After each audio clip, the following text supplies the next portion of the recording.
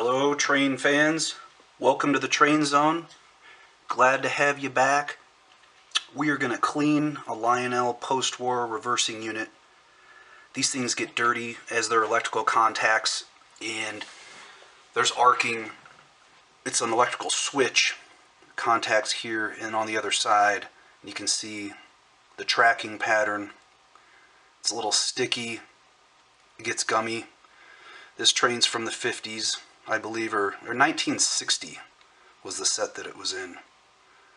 The 1640W with some passenger cars. This is the Santa Fe 218. I'll show it to you later. I'll show you the shell. It's a beauty. So, I'm sure there's a lot of ways to clean these. I've been shying away from Q-tips because of those little cotton strings that the Q-tips sometimes leave behind. So this is some blue shop towels, as you can see, cut into some strips. And I have a lot of WD-40 sitting around, so I've been using that to clean my electrical components. Oh yeah, look at that. You can already see how much cleaner that is than the other side. And we clean this for smoother operation, especially at lower voltages. But it's going to extend the life of the reversing unit and these little tabs that can burn out because a poor connection and the dirt and the gum is causing more arcing, and then that makes it dirtier, and then you have a worse connection, and then I believe that's why they burn out over time, and then the reversing unit needs rebuilt. The tabs and the barrel need replaced. I believe it's all from the dirt. Of course, we're looking at these little fingers in here as we're spinning this around. We're inspecting all this. That's a lot cleaner. We'll flip it over. Let's do this side.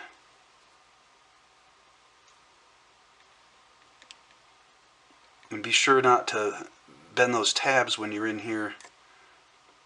You can see a couple down in there. Don't poke down in there and bend those things. I have bent them and repaired reversing units when those things were slightly arced, burnt a little bit, but it's tough to do. They're so flimsy at that point, you don't get a lot of response. They won't stay how you want them to be bent. Look at that, there's a chunk of something there too. That's pretty dirty on that side.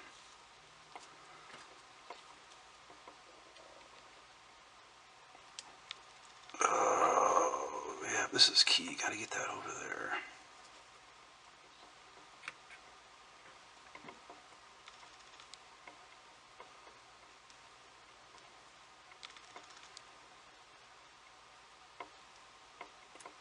Yeah, I'm inspecting the barrel, and as I'm spinning this, it looks to be in pretty good shape. I don't see any pitting really in there. We got to clean it some more. That's not enough. It's just now probably starting to dissolve some of that stuff. It's really stuck on there.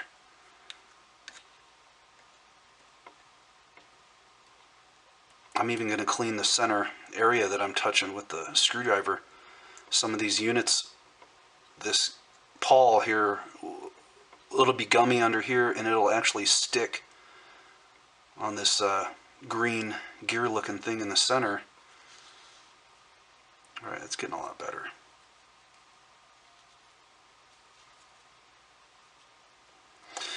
Takes a little while, but 5 minutes of work can save you a lot of trouble later that you don't have to rebuild this thing and get hours and hours, hundreds of hours of use out of it now if it's in good shape. And it's spinning a lot smoother.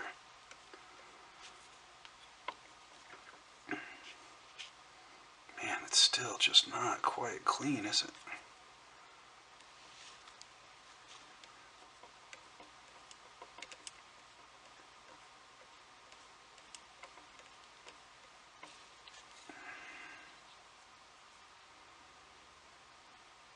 Alright, that's looking a lot better on that side.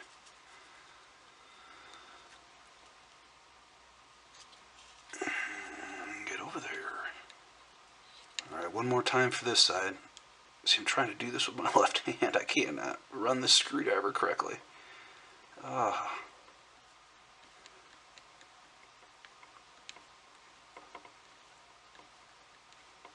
Look how shiny that's getting.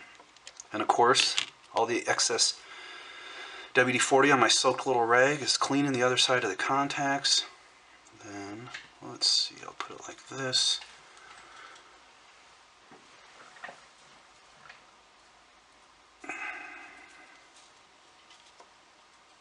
I like to clean this in here also. It's gummy, always.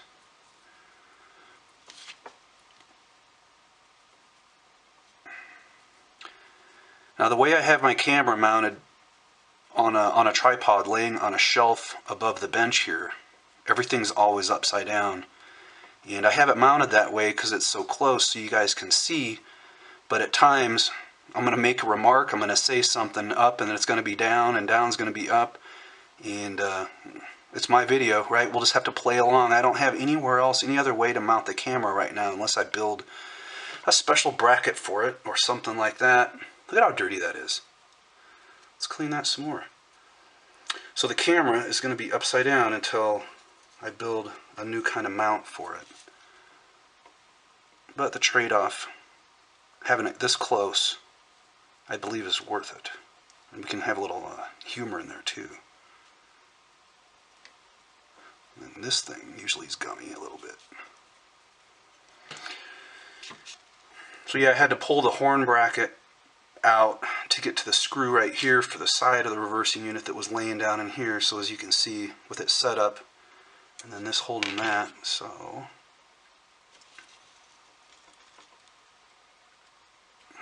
this is not patented. You may use this technique. And see, the pawl is going to now, with gravity, when I put this vertically, it advances the reversing unit. Those fingers look pretty good. Whoa. Saw that coming, didn't we? The weight of this horn relay. These wires are kind of brittle. I hope I don't have to replace any of these. I will if I need to. So that slides back down in there.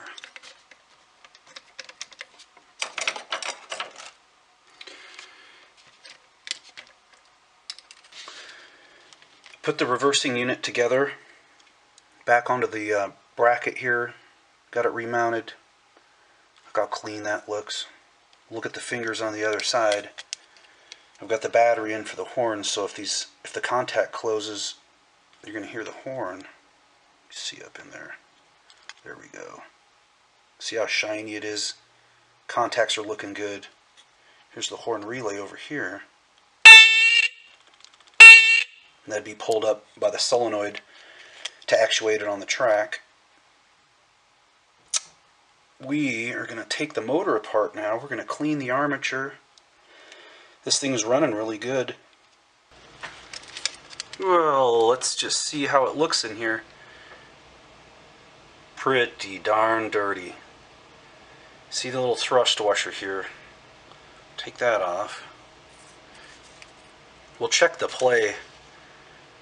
I should have checked it before I took it apart. We'll check the play later, and I can add a washer if I want it a little tighter. These brush wells, these brushes will stick in that goo right there. A big reason that I see non-running engines will have a stuck brush. Look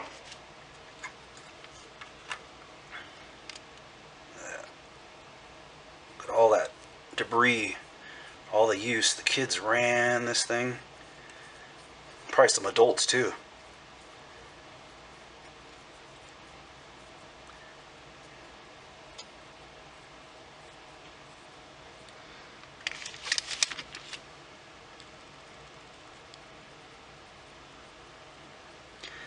It's dust from the brushes, and then some oil and grease, probably from the top pivot.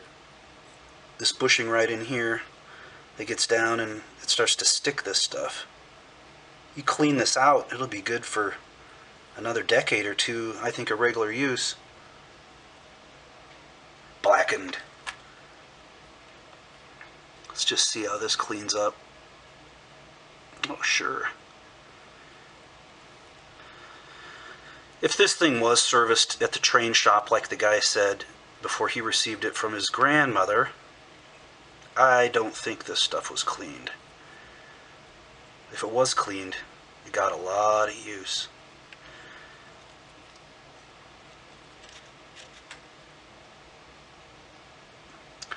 There was grease sprayed in from the bottom. Maybe it got up on this gear. It looks like it's plenty lubed, so that shouldn't be wore down in there.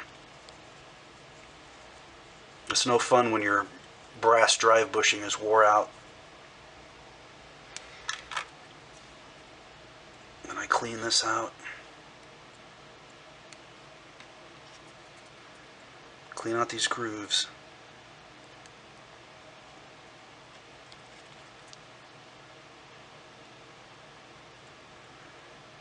A lot of sludge in that one.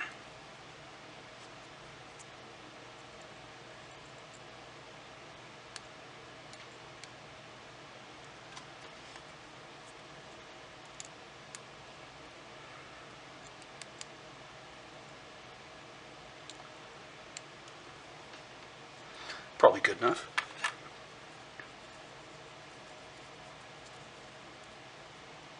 Put some fresh oil on that.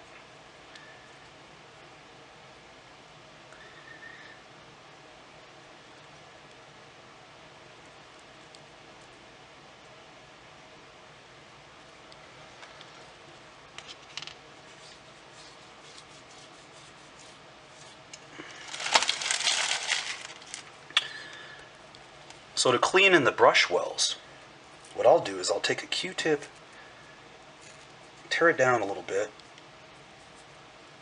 so it's not quite so wide and fitting so tight. There's extra cotton that won't fit in there. Let me go spray some juice on this. Okay. So into the brush well we go. And we're going to clean. We're going to clean the side of the brushes too, unless I replace them. I haven't really looked at them that close. They look to be like they're long enough to keep running, but they're also to that point where I could replace them and get an extra 1/16 of an inch. So all this inside of the brush well is what can contribute to the brushes sticking.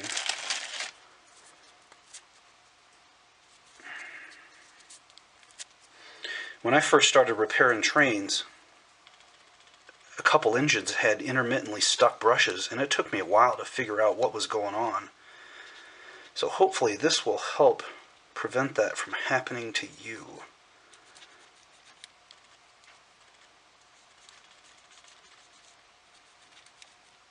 I'm going to look at this from the top. Is it really that clean? Top half doesn't look like it is. And stuff's still coming out of there. Gotta keep at it.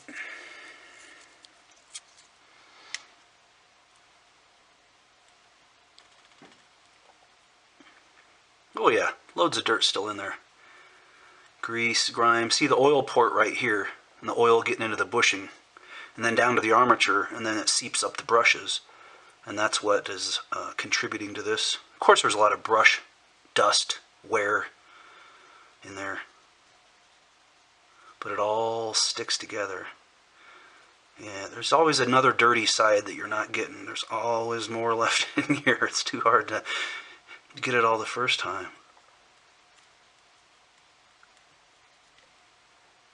It's getting better. Still a little in here. I don't like to leave that wet with WD-40 in there. I'm going to take a dry Q-tip and I'm going to swab that out.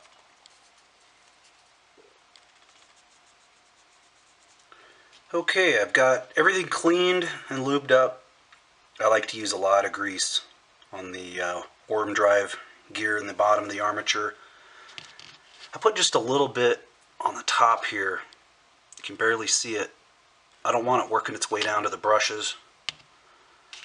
But I gotta have some lube there. I want a little more than oil. Just a little bit inside the bushing on the top bearing there. I did get some down inside of here I had my flashlight out, put some grease on the end of the toothpick, and I was able to get it onto that worm drive wheel or gear down there. This is the, what is it, the Type 2C motor, I believe. And these are desirable because the bottom brass bushing holding the bottom of the armature and the top brass bushing holding the top of the armature, it's durable. More. So you set this guy in here, spin it. You see the old brushes here are significantly shorter than the newer ones, so we are going to replace them. I cleaned them. Looks like they're almost an 1/8 inch shorter. These old ones, keep them, and you can use them in Marx engines, I believe. I've only worked on a few Marx engines, and they all took a shorter brush, the same diameter as Lionel. Put this thrust washer back down on there.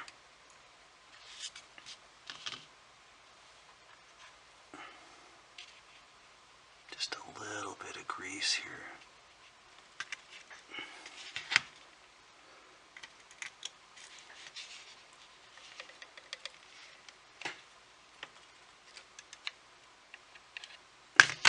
Okay.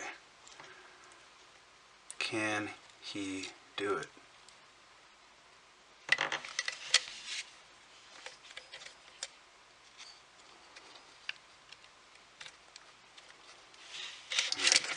Like when it finally goes together.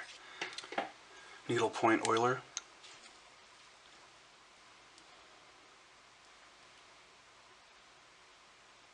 Anybody? What's the specified amount of oil I want on here? Probably not much more than that, right?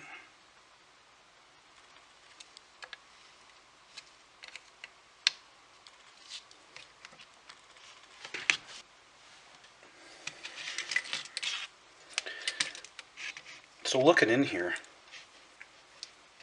I can see the thrust washer still there. It didn't fall out. You see all that play. I could fit another washer in there. They have little plastic ones that I've been ordering. I'm going to leave it for now. We'll test it. I need to clean the wheels on this thing. Magnet traction. I need to grease the axle shafts. I'm going to put some grease in here.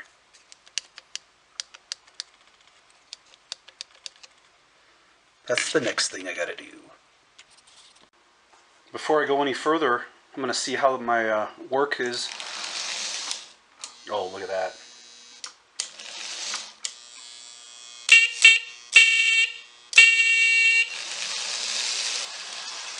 See, she's a runner. Here's our beauty. Yeah, the camera's so close I can't quite get a good look at the front there. The war bonnet. Look at that nice pilot. This is why we wanted to put so much time and effort into that motor. It's such a nice shell. And the passenger set itself, here we'll try to do it straight. The passenger set itself is so nice too. Is there even a scratch on this thing? I don't know if I can find one scratch. Oh, there we are. See, upside down again.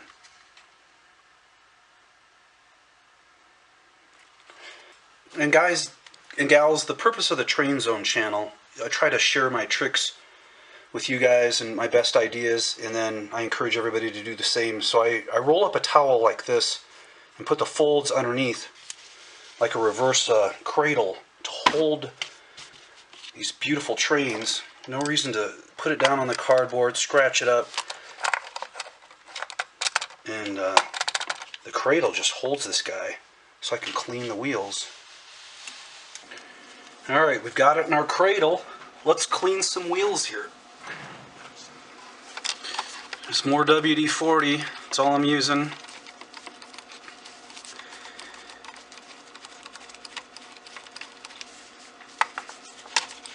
Not too bad.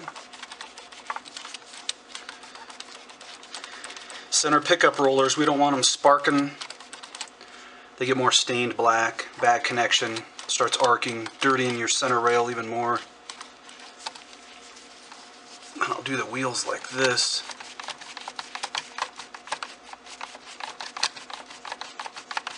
Sure, yeah, look at that. I bet there's a really cool wheel cleaner out there that you can just plug in, set your train on there. It has some cleaning pads. If there isn't, boy, you guys better invent one. I think everybody could buy it, make it for 20 bucks. Just set your train on there and it spins the wheels, or it's a power source, and maybe the motors could run. This is a pain in the butt. Try sitting down and cleaning all the wheels on all your cars. My stuff keeps getting dirty and I keep my track really clean, but I do use a lot of oil and grease on my motors and on my gears and bushings and wheel bearings. Half of it's probably my fault.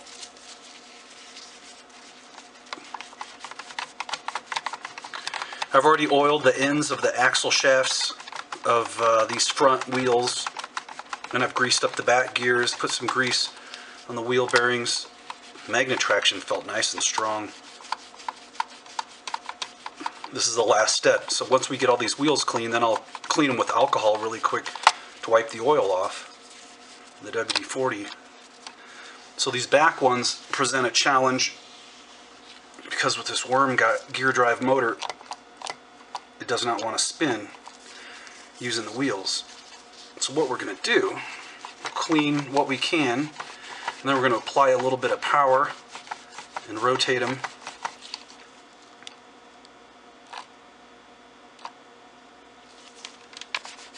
I bet I could use Q-tips on this too. These aren't really that dirty. I feel like I can get more pressure this way and scrub it without using the Q-tip method.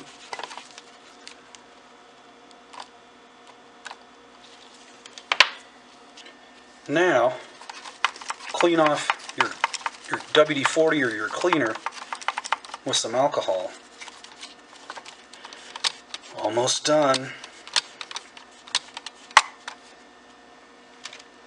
Alright, I've got a brilliant idea for this.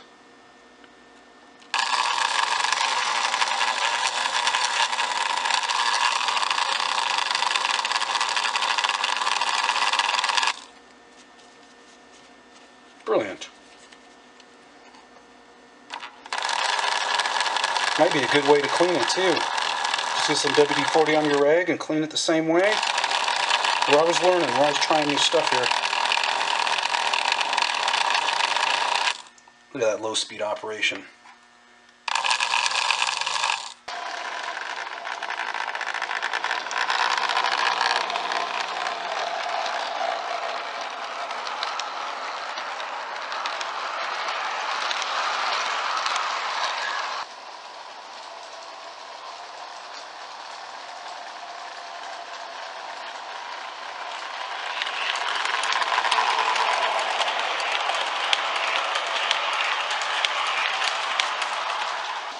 The engine we just restored heads up the 1960 set 1640W.